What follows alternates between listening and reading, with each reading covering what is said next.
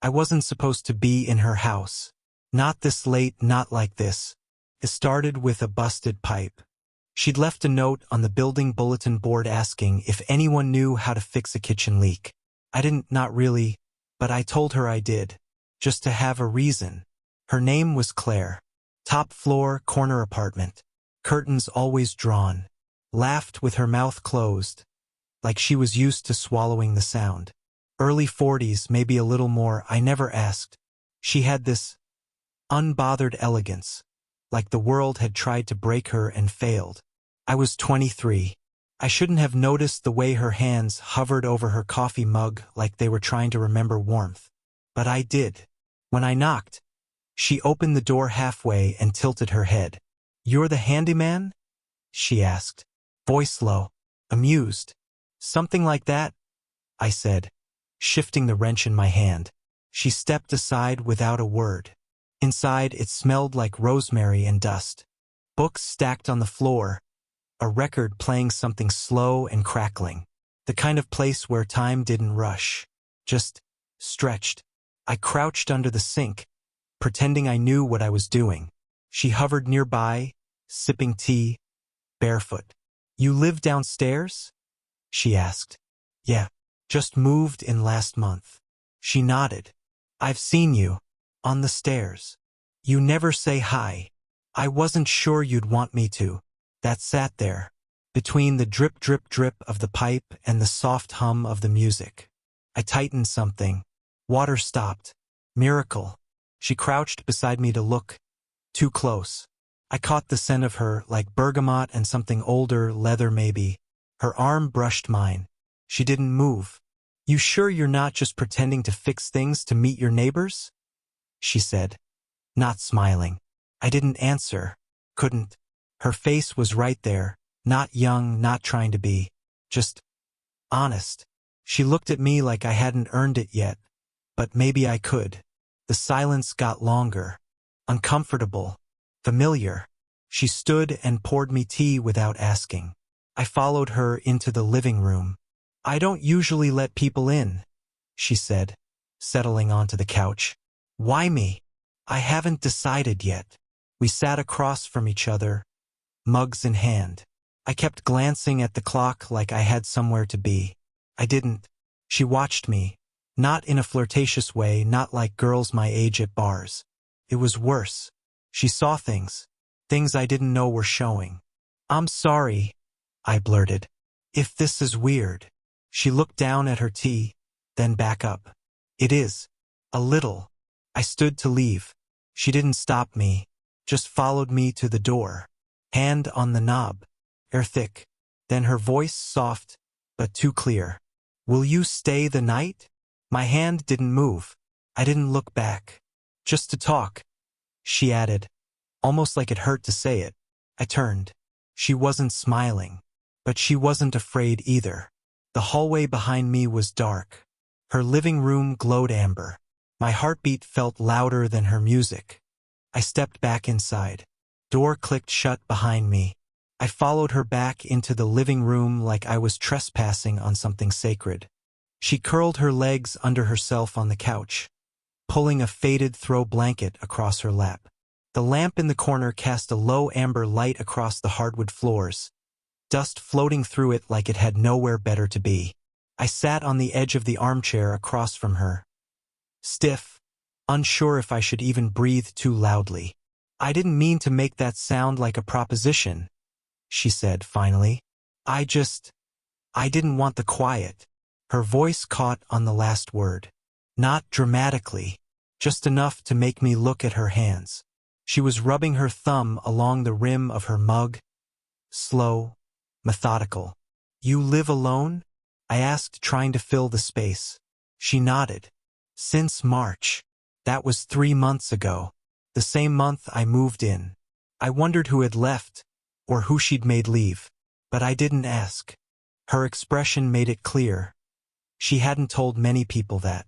And now I was one of them. "Do you miss him?" I heard myself ask. She looked up, startled. Not angry, just surprised I went there. She didn't answer right away. just stared at me like she was trying to decide if I was old enough to understand the kind of loneliness that isn't fixed by company. "No," she said finally, "but I miss being someone's everyday." That hit harder than I expected. I looked away, toward the books on her shelves. Some turned backward, like she didn't want to see the titles anymore. I noticed a tiny chip in the mug she held, right where her lip touched it. Something about that felt unbearably intimate. "You don't talk like you're 23, she said after a while. "I don't feel 23 most days." "Why not?" I didn't answer, not really sure. Maybe it was the way my dad bailed early, and my mom started calling me the man of the house before my voice had dropped. Maybe it was the string of girls I never quite connected with. Too loud, too fast, too much makeup and not enough stillness. Claire had stillness. Even her silences felt full. She shifted on the couch, the blanket sliding slightly down her thigh. I looked away. "This okay?" she asked. "What? You being here?" I nodded too quickly. "Yeah. I mean, it's just talking, right?" But I said it like a lie. She caught it. "You sure?" she asked, quieter this time. She leaned forward, resting her elbow on the coffee table between us, her fingers just brushing my wrist as she reached for the sugar bowl. Not accidental, not careless. I felt my throat tighten. "I should probably," I started. She looked up, held me there with a glance. "Stay a little longer," she said. "Just until the record ends." Her hand was still on the table. Mine moved not to touch it, but almost, close enough to feel the warmth. I didn't pull away. The record crackled to a stop, the silence sudden, too sharp. Claire stood and walked over to lift the needle. Her robe had slipped slightly off one shoulder. She didn't fix it. "I keep forgetting to buy new ones," she said. "Records, I mean. You could just stream music." She looked back at me with a half smile. "I like things that stay." I had no response to that. My fingers were still hovering just above the table, where her hand had been. She sat again, closer this time. Not across from me anymore, but on the same couch, a cushion apart. My body tensed automatically.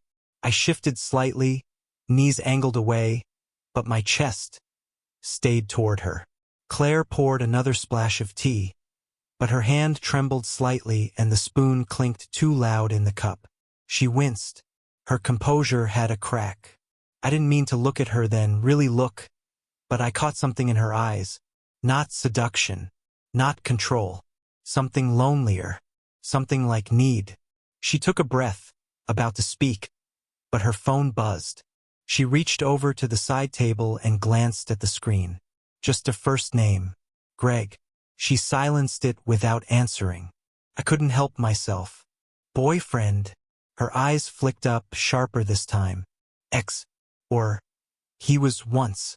He still thinks he can fix things." I nodded, pretending I understood. "I didn't. Not really. But he's not the reason you invited me to stay," I said, too quickly. Her eyes softened. "No, you're not a placeholder." I didn't know what to do with that, the honesty of it. It left no room for pretending. My hand moved again, resting lightly on the cushion between us.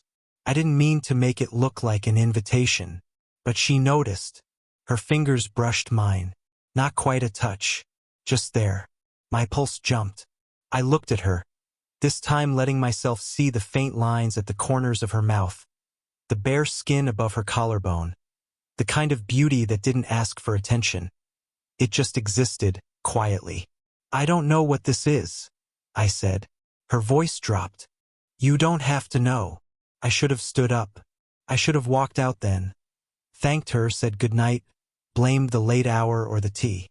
Instead, I said, "This feels dangerous." "I know." The knock at the door startled both of us. We froze. Claire turned her head toward it slowly. No movement, just tension thick in the room. 3 soft knocks, then quiet. She didn't get up. "Do you want me to?" No, her voice was tight. "He doesn't get to come in." The silence after was worse than the knock. She turned back to me. Her hand was still near mine. "We don't have to do anything," she said. But her voice trembled, just enough to make me doubt her.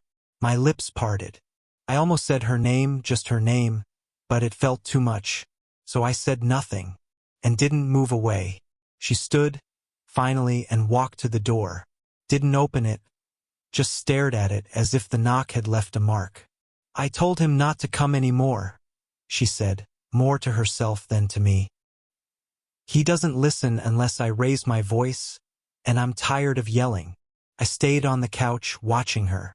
Her robe hung loose, hair falling out of its knot. She looked like a version of herself she never let the world see. Unmade, unarmored. "What did he do?" I asked. The question slipped out too softly. She hesitated, then turned back. "He forgot who I was. That's what it came down to. I stopped being a person and turned into habit, background." She walked back slowly, sat beside me again. Closer this time, like the knock had cleared something away. The air between us held heat. "I didn't mean to make tonight into something it shouldn't be," she said, her voice low. "You didn't come here for this." I didn't look away. Maybe I did. She blinked. Her lips parted slightly, unsure what to do with the space between words. "You don't even know me," she said. "I notice the way you never finish your tea," I said. "How you start saying something and stop halfway like you don't trust your own voice." She turned her head. "You keep your favorite books hidden, but you still reread them. I can see it in the page bends." Her eyes narrowed. Not angry, something else. Unsure. Suspicious of being seen. "You don't like being alone, but you've convinced yourself it's better than being disappointed again." The words came faster than I meant. I should have stopped, but her silence gave me permission. "You listen more than you talk," I added, softer now. "And I think you've been waiting for someone to notice." Her breath caught, just once, and she looked at me like I'd walked into a room I wasn't supposed to find. "You're a kid," she whispered. "I'm here." She closed her eyes. The space between us narrowed. Not through a kiss, just gravity. Her knee touched mine. Her fingers curled slightly, resting on her thigh. I wanted to touch her but didn't, couldn't. "I'm scared of needing this," she said. "Needing anyone again." The honesty cracked something in me. I'd never heard anyone say it out loud like that. Not with her mouth so close to mine. "You think I don't feel that too?" I whispered. "I don't know what this is, but it's not nothing." Her eyes opened. She looked at me, not down, not away, not with fear. Just the ache of someone who'd spent years not saying the thing they wanted. "I shouldn't want this," she said. "But you do," I said. Silence. Then her voice, barely above a breath. "What happens if we don't stop? What happens if we don't stop?" she asked. And I didn't have an answer. Her face was so close. Her hand had moved just slightly, close enough to touch mine, and for once I didn't pull away. But then she said something I didn't expect. "I know your mother." The words shattered the moment like glass on tile. I blinked. "What?" She pulled back, as if she'd broken some rule she'd been carrying alone. "I didn't mean to hide it," she said quickly. I didn't realize until you mentioned her name last week in the hallway. Angela. Angela from the cafe on 5th. Yeah." My voice felt smaller than I meant. Claire rubbed her temple. "She and we worked together years ago, back when I still wore name tags and poured lattes." I stared at her. Everything in the room tilted slightly, like the walls had shifted. "She talked about you," Claire added. "Not much, but enough. Said you were quiet, protective, a little too old in the soul. You knew who I was, and you still let this happen?" Her face tightened, not in defense but pain. "No, I didn't know at first. Not until after you fixed the sink. And by then—" She stopped, swallowing hard. "By then I didn't want to know." I stood too quickly, knocking my knee on the coffee table. "Wait," she said, standing too. "Please don't walk out like this." I was halfway to the door when she reached out. Her fingers wrapped gently around my wrist. Not to stop me, but just to hold. "She left a lot out," she said quietly. "Your mom. I don't think she tells people how lonely she really is. But she told me about you like you were her favorite part." That brought me to a stop. My jaw clenched. "I'm not a kid," I said. "But right now I feel 12 again." She let go of my wrist, stepped back. "I didn't bring you here because of her. I didn't sit on this couch with you because of guilt." "Then what was it?" My voice cracked more than I wanted it to. Claire looked away, for once, uncertain. "Because you looked at me," she said. "Like I hadn't disappeared.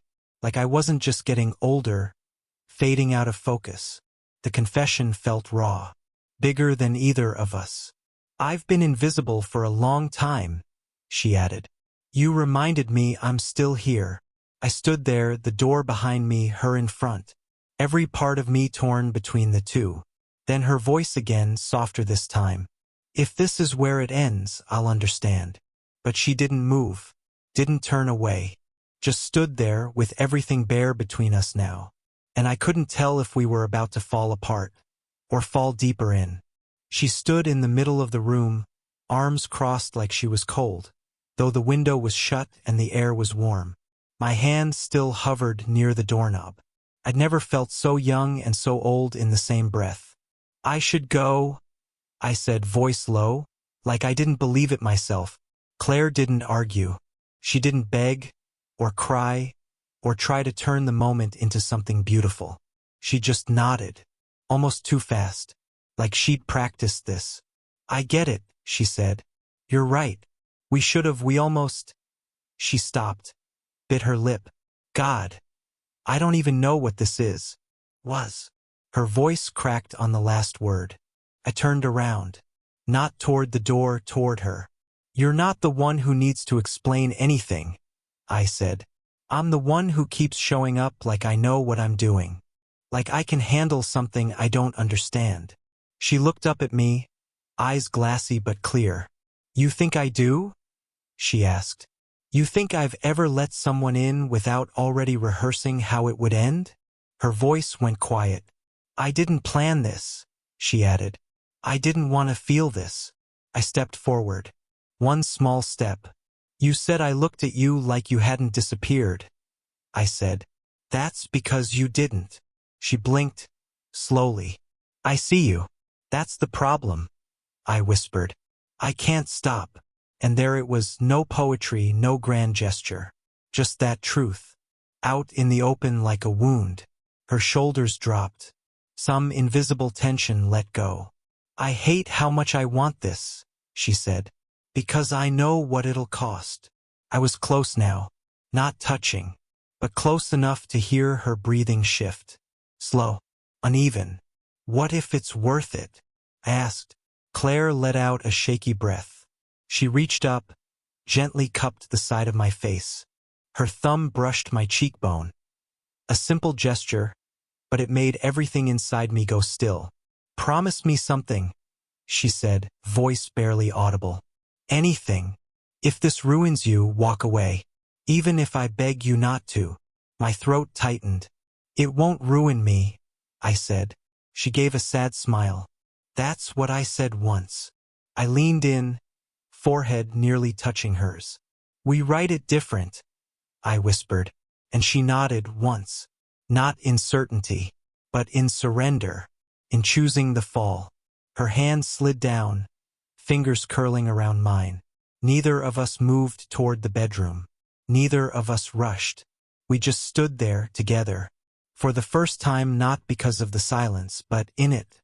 No plan, no label, just something fragile and real, held quietly between us. Claire didn't sleep that night, not really. And neither did I. We talked. For hours.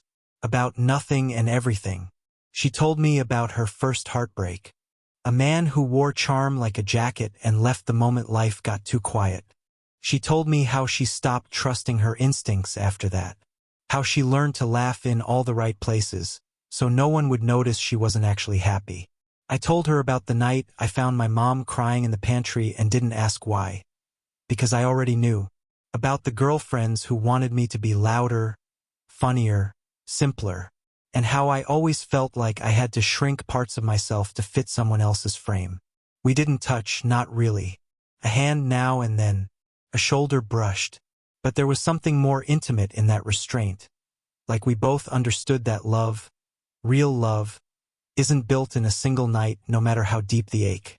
The sun came up slowly, casting light across the cluttered living room. Her robe still hung loose. My shirt was wrinkled from the couch cushion. Everything looked ordinary, and nothing felt the same. "I don't know what happens now," I said as I reached for my shoes. She sat beside me, mug in hand, coffee gone cold. "We try," she said. "Not forever. Not promises. Just try." I nodded. That felt real. That felt possible. A week later, she met my mom. Awkwardly, with hands half shaken and eyes that carried too many unspoken histories. But there was kindness in the room. That was enough. Claire and I moved slowly after that. No labels. No pressure. Some days we didn't speak. Other days we couldn't stop. And the more I saw her, not the version she curated for the world, but the messier, softer one she thought she had to hide, the harder it became to imagine going back to anyone else. She wasn't afraid of her age anymore, and I stopped needing to prove mine. We weren't fixing each other. We were just witnessing, and that was the most healing thing of all. One night, months later, she looked at me across the same couch, same lamplight, same cold tea in her hand, and she said, "You stayed." And I said, "Yeah, I did."